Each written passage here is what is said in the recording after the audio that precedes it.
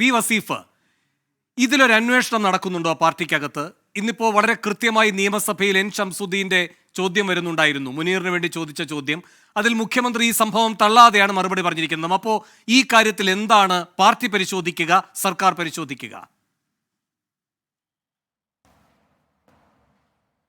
വേണു, ഞാൻ നിലവിൽ CPM-ൻ്റെ കോഴിക്കോട് ജില്ലാ കമ്മിറ്റി അംഗം കൂടിയാണ്.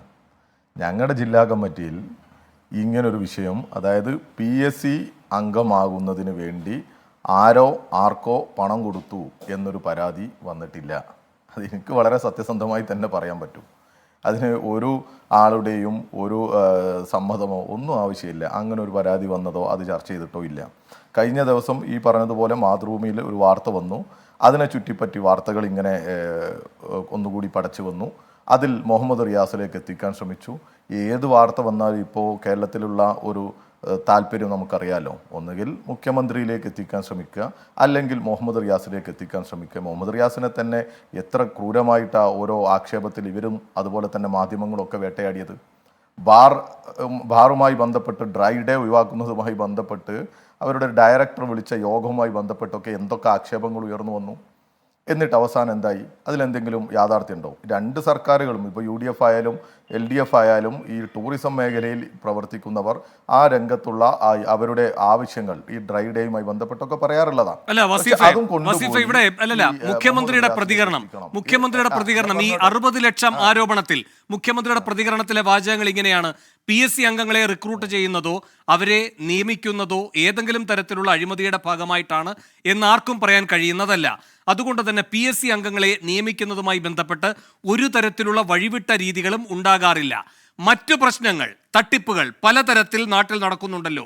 ഏതെല്ലാം തരത്തിലുള്ള തട്ടിപ്പുകൾക്ക് വേണ്ടി ആളുകൾ ശ്രമിക്കുന്നുണ്ട്. അങ്ങനെയുള്ള തട്ടിപ്പുകൾ നാട്ടിൽ നടക്കുമ്പോൾ അതിൻ്റെ ഭാഗമായുള്ള നടപടികൾ സ്വാഭാവികമായും ഉണ്ടാകുമെന്ന് തന്നെയാണ് അതിൽ കാണേണ്ടത്. ഏത് തട്ടിപ്പിൽ ഏത് തരത്തിലുള്ള നടപടി ഉണ്ടാകുമെന്നാണ് മുഖ്യമന്ത്രി സൂചിപ്പിച്ചത്?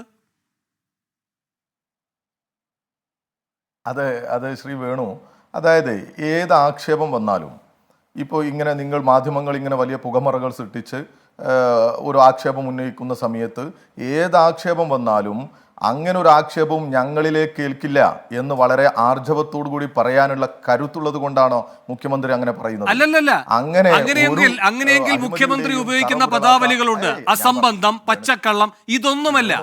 കൃത്യമായ ചോദ്യമാണ്. കോഴിക്കോട് കമ്മിറ്റിയുമായി ബന്ധപ്പെട്ട് തന്നെ ഉയർന്ന ചോദ്യമാണ്. അതിനുള്ള മറുപടിയാണ്. അതിൽ ഒന്നുകിൽ ഉണ്ട് അല്ലെങ്കിൽ ഇല്ല. അതാണ് വരേണ്ട മറുപടി. അങ്ങനെ ഒന്നുമില്ല. അല്ല, അതാണ് ഞാനും പറഞ്ഞത്. നിങ്ങൾ ഈ മാധ്യമങ്ങൾ അങ്ങനെയാണെങ്കിൽ എന്തെങ്കിലും തെളിവ് കൊടുക്കുകയോ ഇതിൽ പറയുന്ന തരത്തിലേക്ക് മുഹമ്മദ് റിയാസിലേക്ക് എത്തിക്കാൻ നിങ്ങൾ നടത്തിയുന്ന ഒരു ശ്രമത്തിൽ എന്തെങ്കിലും ബന്ധമുണ്ടോ എന്നുള്ളത് പറയണ്ടേ? ഒരു പൊതുപ്രവർത്തകനെ ഇത്രയും കാലം DYFIയുടെ അഖിലേന്ത്യാ പ്രസിഡന്റൊക്കെ ആയി പ്രവർത്തിച്ച് മന്ത്രിയായി വന്ന സമയം മുതൽ കേരളത്തിൽ അദ്ദേഹത്തെ വേട്ടയാടുന്നില്ലേ? സോഷ്യൽ മീഡിയകളിലൂടെ ഈ BJPയുടെയും അതുപോലെ തന്നെ അവരെ ഏറ്റുപിടിച്ചുകൊണ്ട് പ്രവർത്തിക്കുന്ന വർഗീയ കക്ഷികളുടെയും വലതുപക്ഷത്തിൻ്റെയും ഒക്കെ പ്രചരണമുണ്ട്. മുഹമ്മദ് റിയാസിനെ മന്ത്രിയാക്കി, മുഹമ്മദ് റിയാസിനെ എന്തിനു മന്ത്രിയാക്കി, അദ്ദേഹത്തിൻ്റെ കല്യാണത്തെക്കുറിച്ച് ഒക്കെ ഇങ്ങനെ ആക്ഷേപിക്കല്ലേ? സത്യത്തിൽ DYFIയുടെ അഖിലേന്ത്യാ പ്രസിഡന്റ് ആയിരുന്ന വിജയകുമാർ സഖാവ്, EP സഖാവ്, MB രാജേഷ് തുടങ്ങി മുൻ അഖിലേന്ത്യാ പ്രസിഡന്റുമാരെല്ലാം, ശ്രീരാമകൃഷ്ണൻ, മന്ത്രിമാരും സ്പീക്കർമാരും ഒക്കെ ആയിരുന്നതാ കേരളത്തിൽ. അന്നൊന്നുമില്ലാത്ത തരത്തിൽ മുഹമ്മദ് റിയാസ് മന്ത്രിയായപ്പോൾ ഇതാ വലിയൊരു പ്രശ്നം.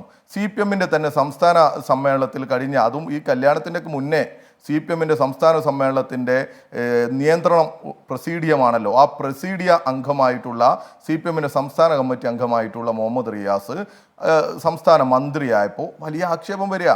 എന്തിനു വേണ്ടിയാ? സത്യത്തിൽ കേരളത്തിലെ മന്ത്രി എന്നുള്ള നിലക്ക് അദ്ദേഹത്തിൻ്റെ പെർഫോമൻസ് പരിശോധിച്ച് അതിനൊരു സല്യൂട്ട് കൊടുക്കുന്നതിന് പകരം ബോധപൂർവമായി ഇല്ലാ കഥകൾ, ഇങ്ങനെ നമ്മളൊക്കെ പറയുന്നത് പോലെ അപസർപ്പക കഥകൾ പ്രചരിപ്പിച്ചുകൊണ്ട് വലിയ രീതിയിൽ ഒരു വ്യക്തി, ഒരു ഇതിലെ പ്രശ്നം ഇപ്പോൾ അങ്ങ് പറയുകയാണ് ജില്ലാ കമ്മിറ്റി അംഗം എന്ന നിലയിൽ ഇങ്ങനെ ഒരു കാര്യം അവിടെ സംഭവിച്ചിട്ട് പോലുമില്ല എന്ന്.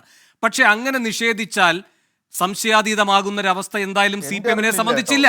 അല്ലല്ല, ഒരു സെക്കൻഡ് ഇപ്പോ കണ്ണൂരുമായി ബന്ധപ്പെട്ട് മനു തോമസ് എന്നൊരാൾ കൃത്യമായ കാര്യങ്ങൾ പുറത്തു പറഞ്ഞ ഘട്ടത്തിലാണ് ഇതിൽ നിഷേധിക്കാൻ കഴിയാത്ത പ്രതിരോധത്തിലാകുന്ന ഒരു നിലപാടുമായി MV ജയരാജന് വരേണ്ടി വന്നത്.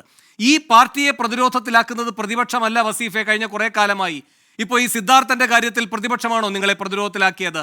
ഈ സ്വർണം പൊട്ടിക്കലുമായി ബന്ധപ്പെട്ട് നിങ്ങളെ പ്രതിരോധത്തിലാക്കിയത് പ്രതിപക്ഷമാണോ? അങ്ങനെ ഒരുപിടി കാര്യങ്ങളുണ്ട്. ഇപ്പൊ മുഹമ്മദ് റിയാസുമായി ബന്ധപ്പെട്ട് ഈ ആക്കുളം പദ്ധതിയെ സംബന്ധിച്ച് ഈ പറയുന്ന കടകംപള്ളി സുരേന്ദ്രൻ നിയമസഭയിൽ നിന്ന് തന്നെയല്ലേ കാര്യങ്ങൾ പറഞ്ഞത്? ഈ കാര്യങ്ങളിൽ എന്തെങ്കിലും എന്നിട്ട് വ്യക്തമായ ഒരു മറുപടി നൽകാൻ റിയാസിന് കഴിഞ്ഞോ?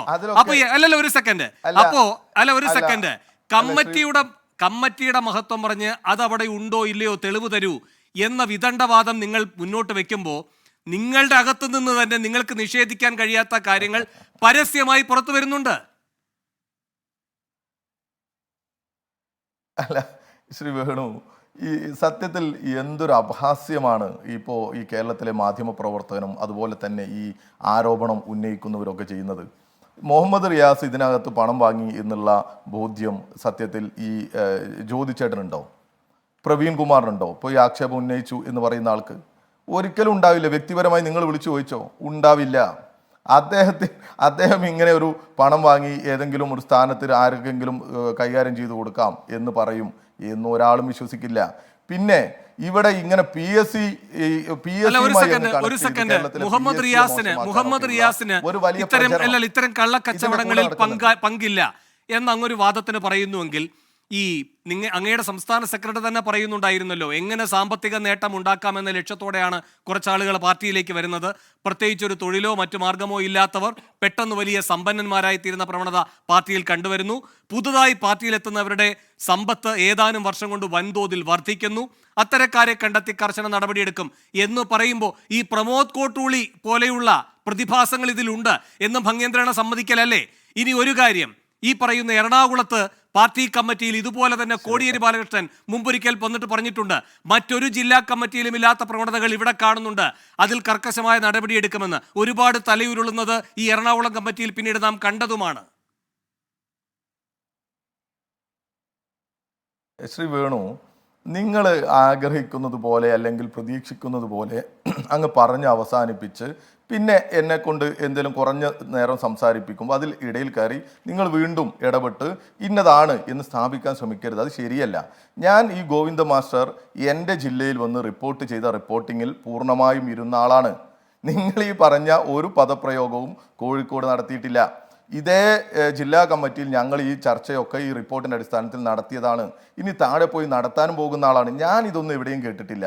ഇനി നിങ്ങൾ എവിടെയെങ്കിലും കേട്ടതോ അദ്ദേഹം പറഞ്ഞതോ ഉണ്ടെങ്കിൽ നിങ്ങൾ പറ. പിന്നെ നമ്മുടെ സമൂഹത്തിൽ എളുപ്പത്തിൽ പണം ഉണ്ടാക്കുന്നവരുണ്ട്, അത് മാധ്യമപ്രവർത്തകരുണ്ടാവും. അതിൽ ഭൂരിഭാഗവും കോൺഗ്രസ്സുകാരും ആയിരിക്കും. നമ്മുടെ സമൂഹത്തിൽ അങ്ങനെയൊക്കെ